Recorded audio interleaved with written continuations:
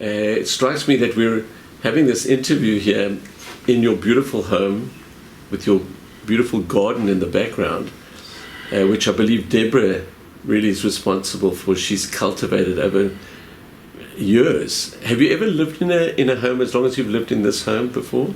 Ironically, no.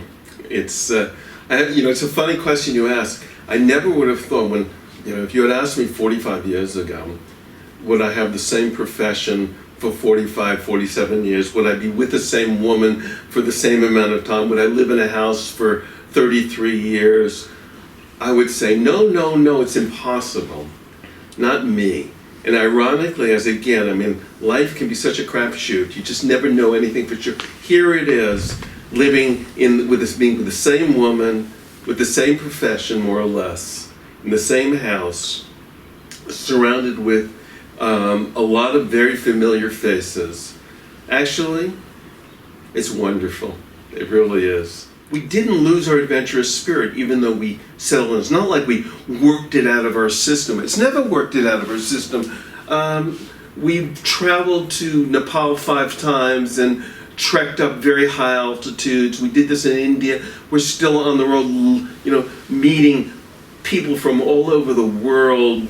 Even the interesting thing about traveling, I also write about that, is the relationships, albeit on the one level superficial because they're very short-lived. On the other hand, they're very, very intense.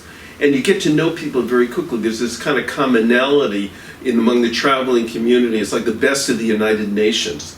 Kind of like John Lennon's song. There's no religions, there's no nations. It's like everyone is human. Everyone's freezing to death on high altitudes.